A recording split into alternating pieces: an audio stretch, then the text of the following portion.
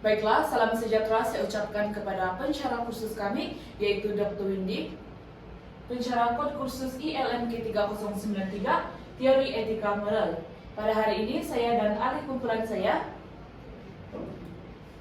sebagai Flomina binti Rumane dan juga kawan saya, yaitu Myra Melanie Michael, kami akan membentangkan tentang dua teori. Dalam pembentangan kami akan sertakan pengenalan teori deontologi, teori utilitarianism, analisis kelebihan dan kekurangan, contoh, cadangan penambahbaikan, dan juga rumusan keseluruhan pembentangan kami.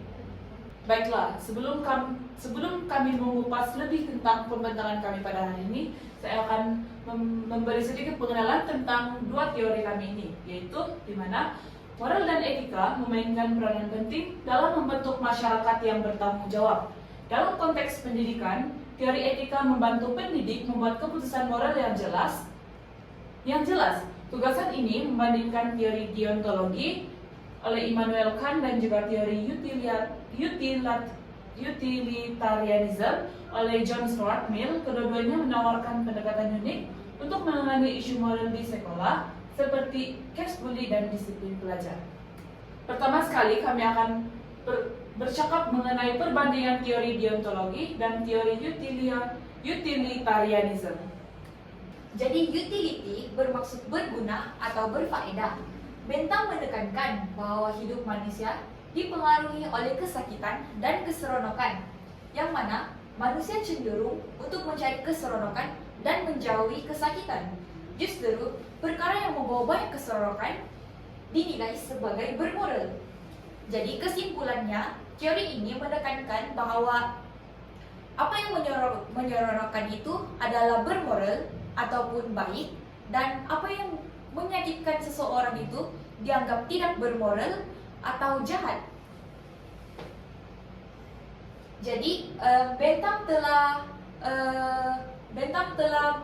menyediakan satu kira-kira mengenai teori ini yang dikenali sebagai the hedonistic calculus, di mana Bentham akan mengukur keseronokan yang akan ada melalui hedonistic calculus ini, di mana antara perkara yang akan diukur ialah kedalaman, kelamaan, kepastian, kesegeraan, kesedaran, keberkesanan, dan had. Kedalaman bermaksud keseronokan yang dihasilkan oleh tindakan, di mana seberapa dalam keseronokan itu yang akan dirasain oleh seseorang. Kemudian jangka masa keseronokan, seberapa lama keseronokan itu akan berlangsung dalam diri seseorang individu. Kemudian, adakah keseronokan itu pasti akan berlaku jika kita berbuat sesuatu perkara ini? Yang keempat, jika kita buat perkara ini, adakah keseronokan itu akan datang secepat mungkin atau nanti? Kemudian, kecenderungan diikuti lebih banyak keseronokan. Adakah lebih banyak keseronokan yang akan ada? Kemudian, kecenderungan diikuti dengan lebih banyak kesengsaraan. Akan adakah kesengsaraan juga?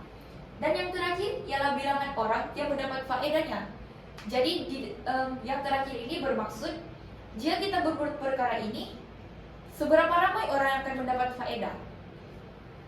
Terusnya, jadi ciri-ciri teori utilitarianism ini ada 4, di mana yang pertama, membenarkan perlakuan yang tidak baik kepada pihak minoriti.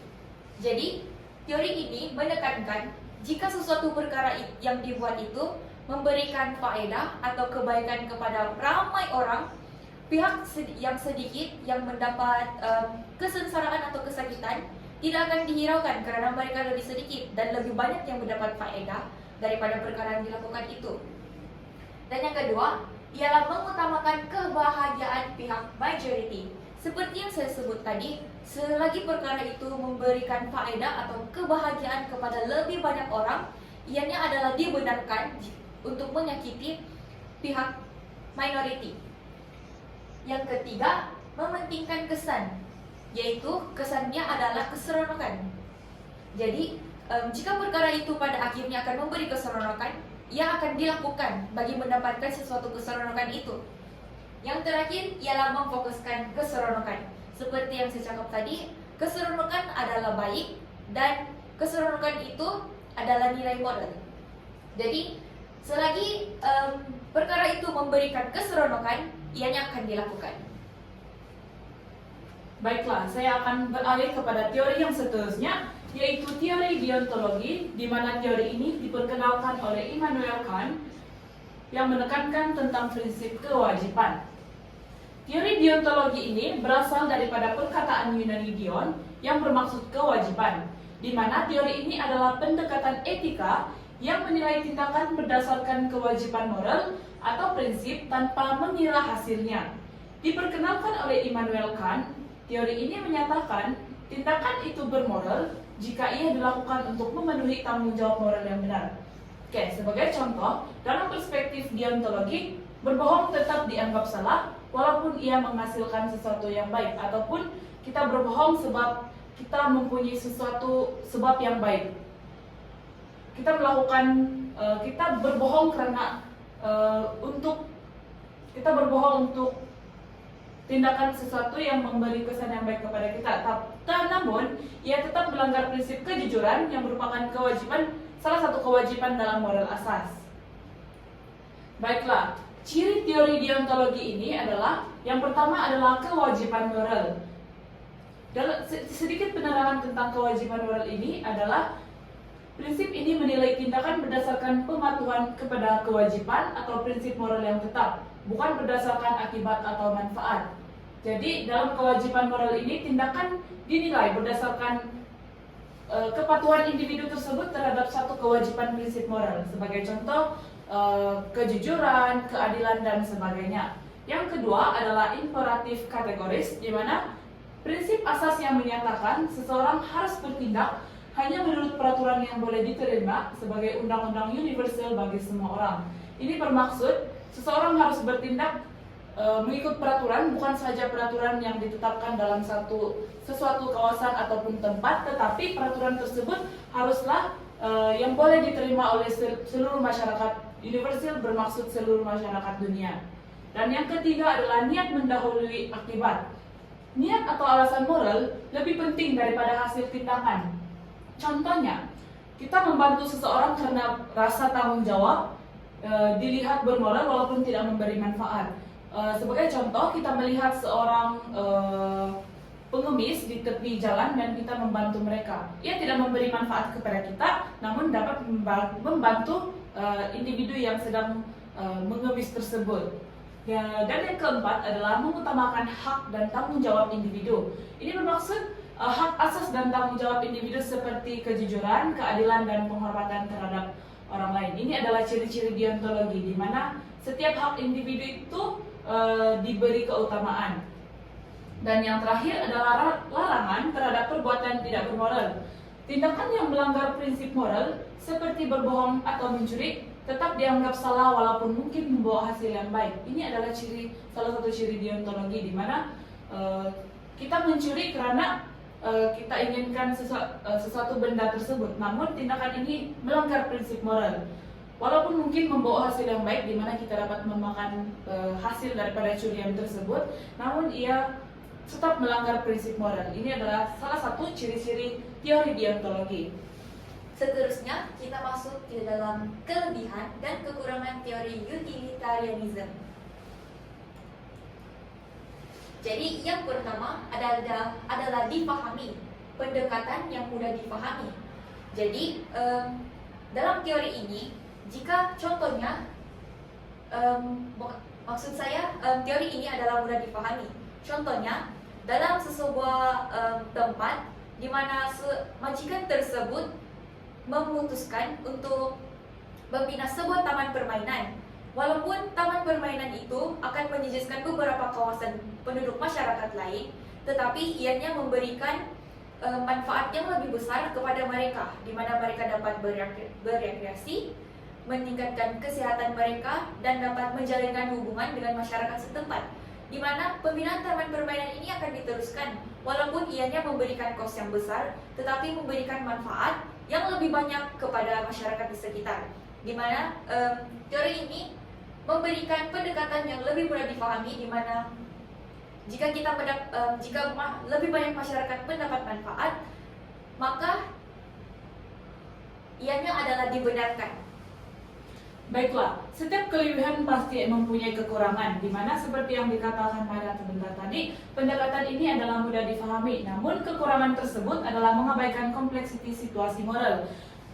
Pendekatan yang dikatakan Maira sebentar tadi memberi manfaat kepada ramai orang, namun bagaimana dengan individu masyarakat minoriti? Kita tahu moral bukan hanya berdasarkan kebaikan yang didapati bersama, namun moral ini terbagi kepada banyak elemen, dan sekiranya seperti pendekatan Maira sebentar tadi, ia akan mengabaikan masyarakat minoriti yang juga tinggal di kawasan tersebut. Yang kedua, di dalam kesejahteraan, di mana kelebihan teori ini adalah fokus kepada kebaikan bersama. Contohnya, pada situasi pandemik pada tahun-tahun sebelum ini, di mana ketua kerajaan kita telah mengisytiharkan perintah kawalan pergerakan dan menyekat terpaksa menutup sekolah dan kedai-kedai serta banyak kilang-kilang daripada melaksanakan jual beli ataupun perusahaan mereka dan melaksanakan perintah kawalan pergerakan. Ini adalah untuk mengekang atau membendung daripada penyakit COVID-19 yang semakin tersebar luas. Dengan kaedah ini, penyebaran COVID-19 itu dapat dikekang dan dapat menghilangkan lebih ramai penduduk masyarakat daripada terkena COVID-19 ini. Jadi, kekurangan seperti yang dikatakan sebentar tadi adalah mengabaikan hak individu atau keadilan untuk kelompok kecil. Bagaimana dengan mereka yang mempunyai kedai-kedai runcit? Sekiranya perkara yang sebentar tadi diperkatakan, bagaimana dengan pendapatan kelompok-kelompok kecil yang pendapatan mereka adalah berpunca daripada kedai-kedai yang mereka bina? Jadi itu merupakan kekurangan dari kelebihan yang dikatakan oleh Maira sebentar tadi. Seterusnya adalah flexibility, di mana kelebihan teori ini adalah flexibility dalam mengambil keputusan. Contohnya, dalam sebuah hospital, dokter boleh membuat keputusan, di mana jika hanya terdapat sedikit obat yang dapat digunakan, maksud saya adalah obat sangat terhad pada masa itu, dia boleh membuat keputusan di mana dia perlu memberikan obat itu kepada pesakit ini atau pesakit ini, karena kedua-dua pesakit ini tidak mempunyai, yang satu pesakit ini adalah mempunyai kesembuhan, di mana dokter menjarakan dia akan sembuh, tetapi pesakit yang satu lagi tidak mempunyai 100% kesembuhan yang dapat dijamin oleh dokter. Jadi dokter ini akan membuat keputusan memberikan obat tersebut kepada pesakit yang mempunyai peratusan kesembuhan yang lebih tinggi agar dia dapat lebih hidup. Karena jika dia memberikan obat kepada pesakit yang satu lagi, dia tidak mempunyai kepastian jika pesakit itu akan sembuh, dan jika dia tidak sembuh, ia akan melakukan pembaziran pada obat-obatan. Jadi kesimpulannya, dokter dapat membuat keputusan dengan menggunakan teori ini secara lebih fleksibel. Baiklah, kekurangan dalam flexibility ini adalah penyalahgunaan atau ketidakkonsistenan dalam keputusan.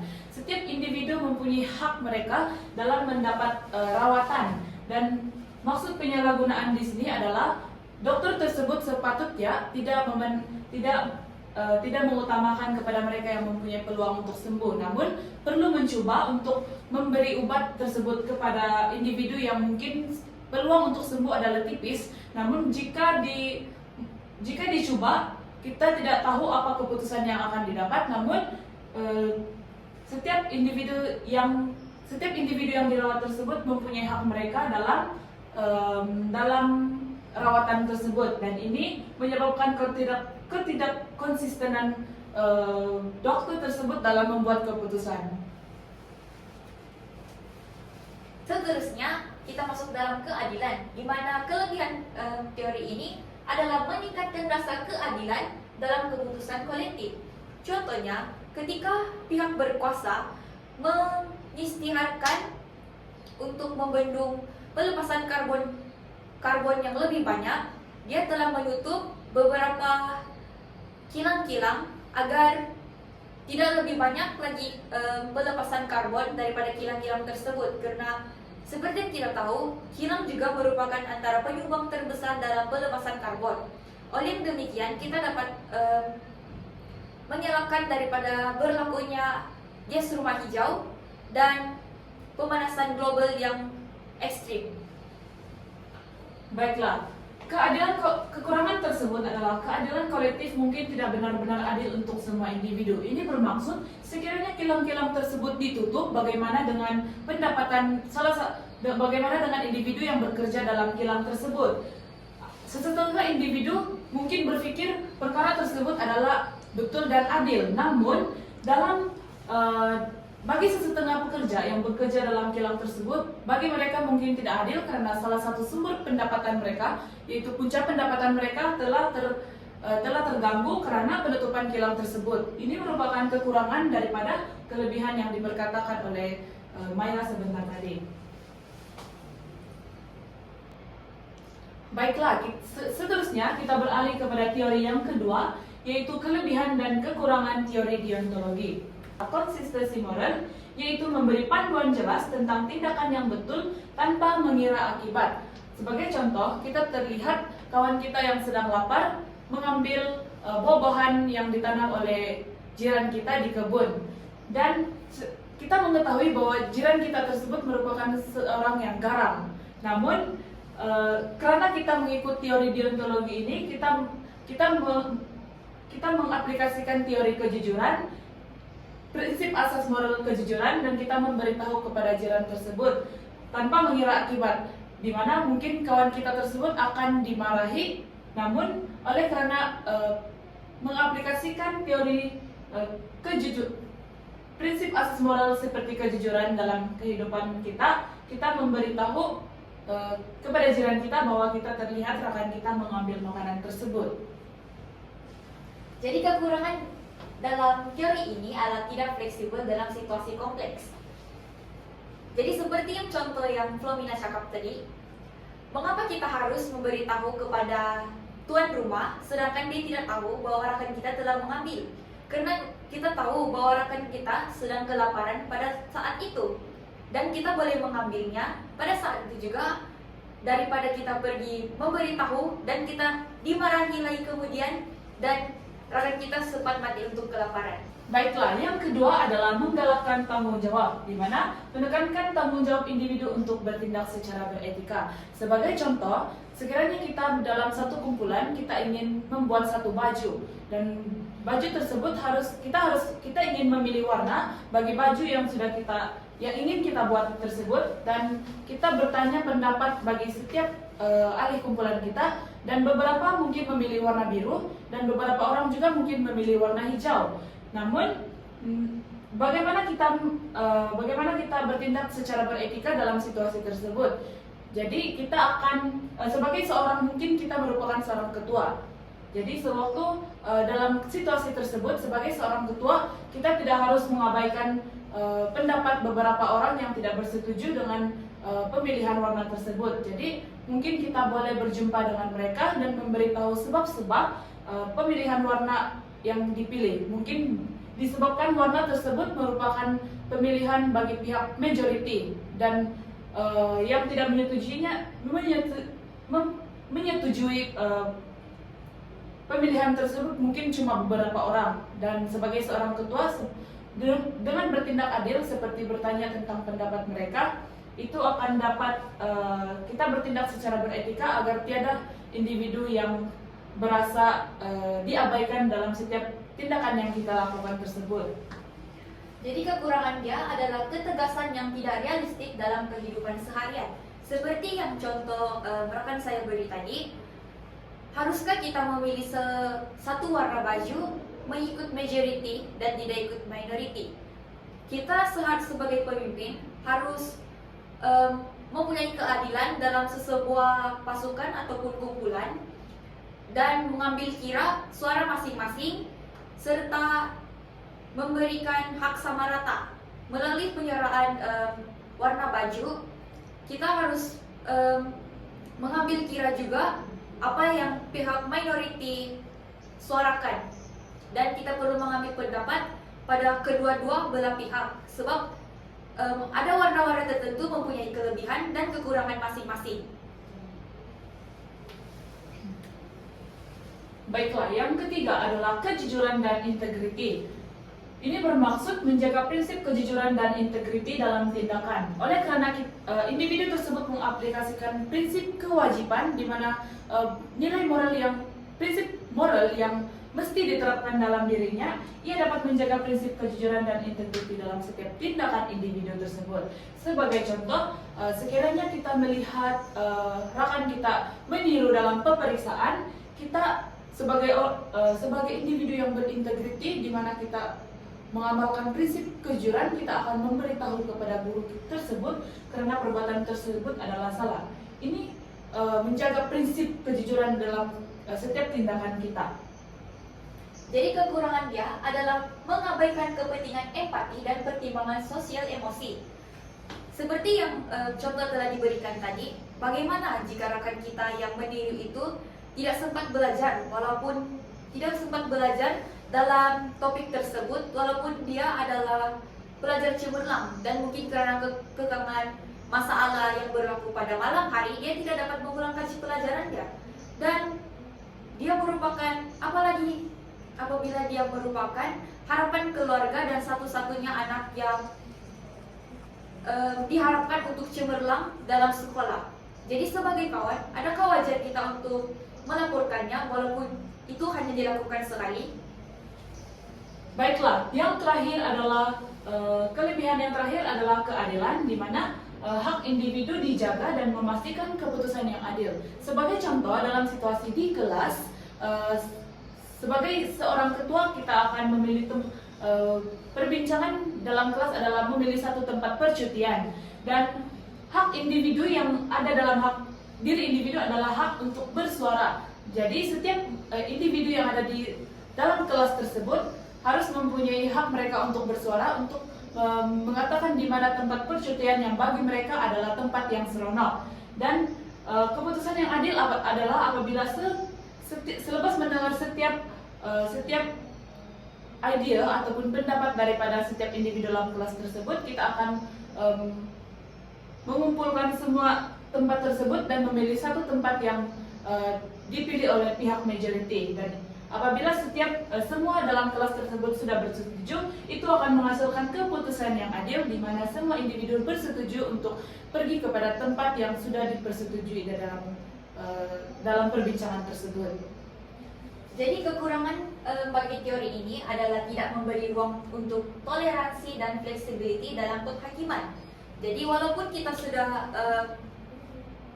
kita mempunyai hak untuk bersuara bagi setiap individu, tidak mungkin setiap individu itu mempunyai pendapat ataupun cadangan yang sama.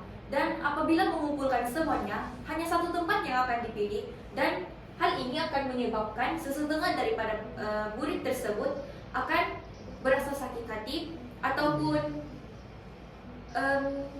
berasa sedih kerana tempat yang dia telah ajukan tidak dipilih, mungkin melalui kekangan uang ringgit ataupun dari segi perbelanjaan di sana. Seterusnya adalah contoh aplikasi teori deontologi. Baiklah, yang pertama adalah menjaga integriti dalam pekerjaan. Contoh situasi adalah seorang pekerja yang mengetahui bahwa menyampaikan laporan dengan maklumat yang benar adalah kewajiban moral mereka, walaupun mungkin ada akibat negatif seperti kritikan atau kegagalan. Mereka tetap melakukannya karena percaya bahwa kejujuran adalah prinsip yang perlu dipegang. Oke, sebagai contoh, dalam satu perusahaan ini, seorang pekerja tersebut mengetahui terdapat beberapa masalah yang dihadapi dalam perusahaan mereka.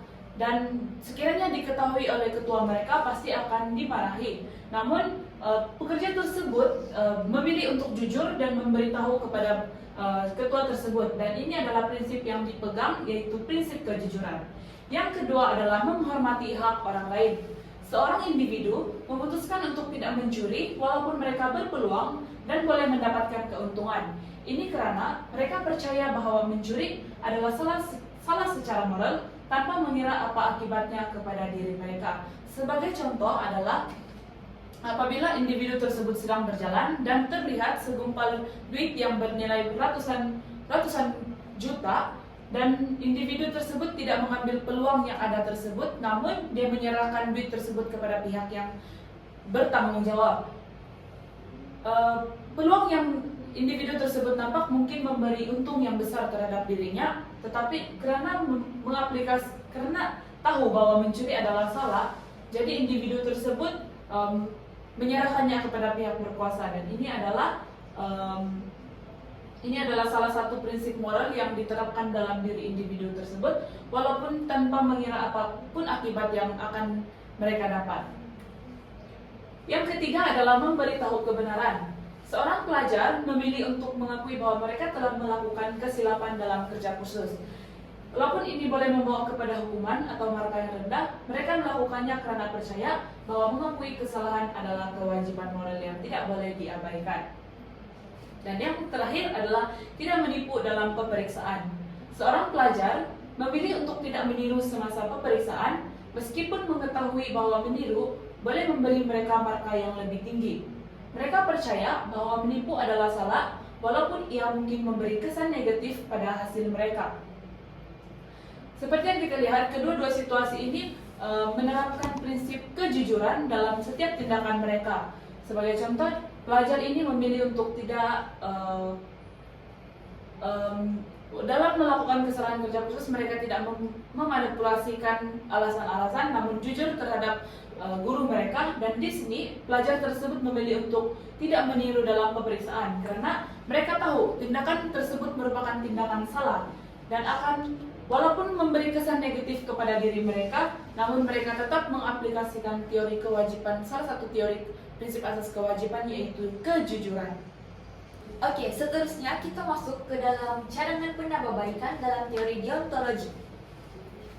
Jadi yang pertama adalah mengimbangkan prinsip dengan reality, menyertakan keseimbangan antara prinsip moral dan reality situasi yang dihadapi.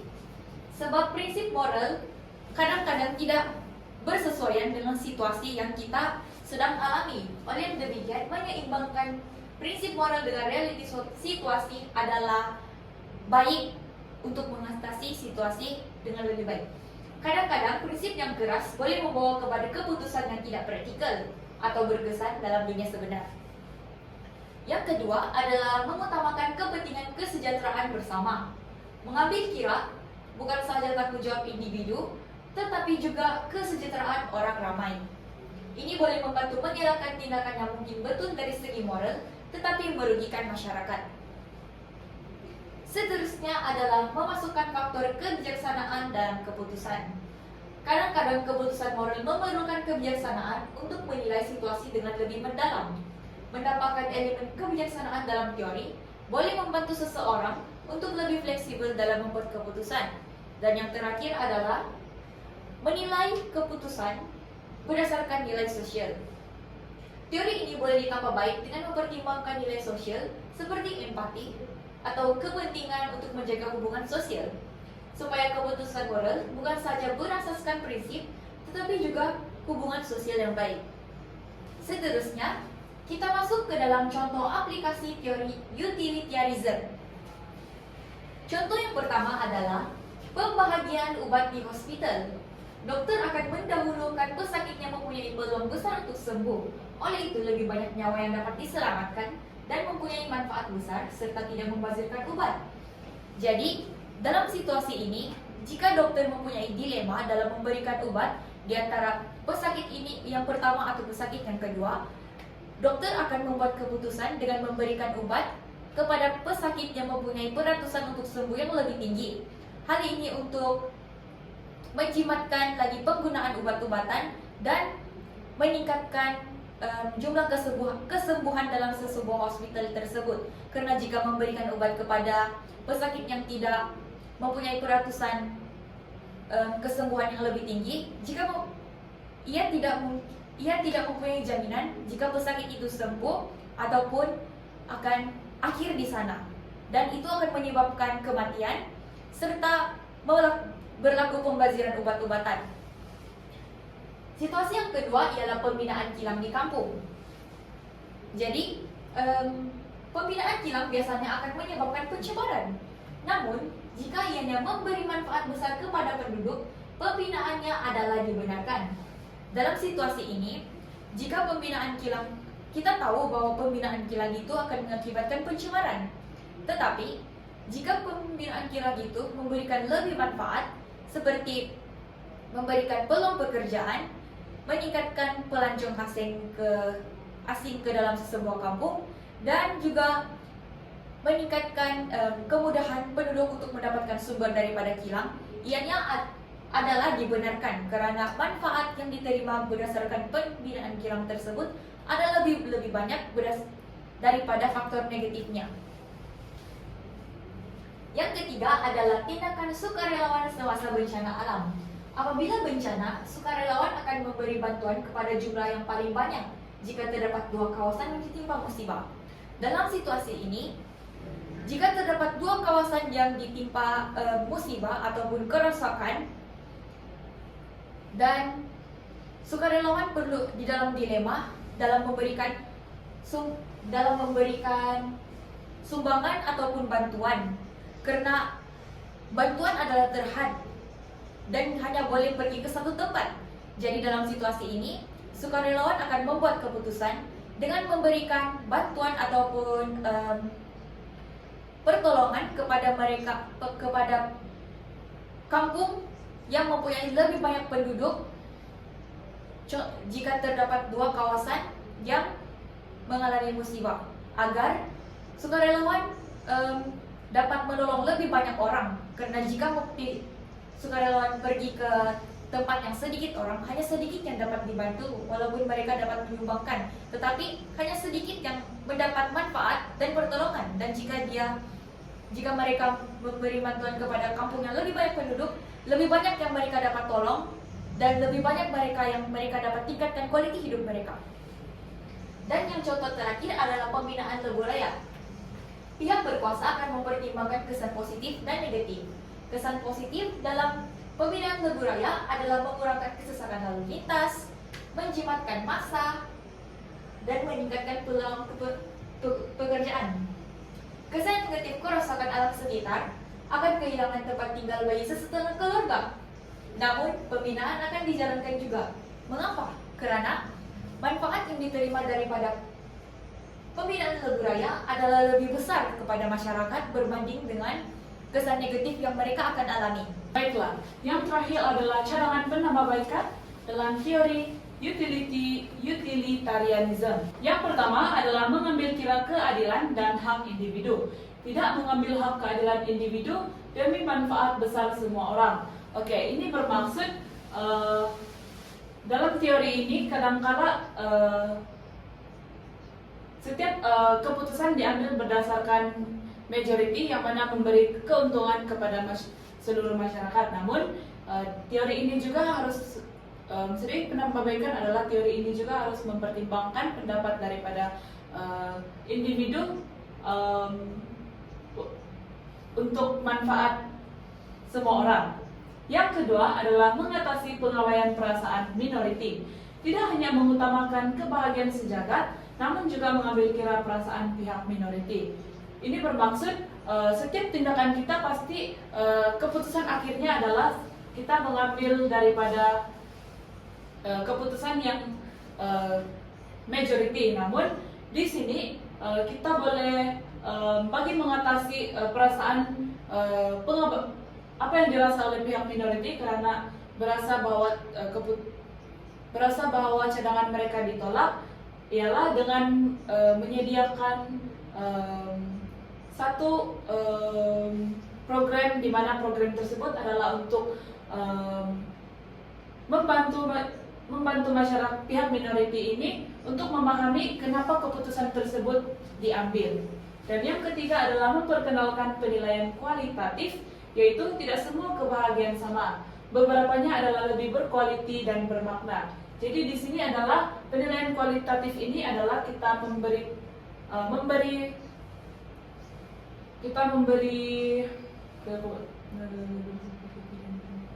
ini bermaksud kita memberi satu pendedahan kepada mereka bahwa kebahagiaan yang dialami oleh setiap orang itu adalah berbeza. Dengan itu kita memperkenalkan kepada mereka sedikit banyak tentang bagaimana ingin mengetahui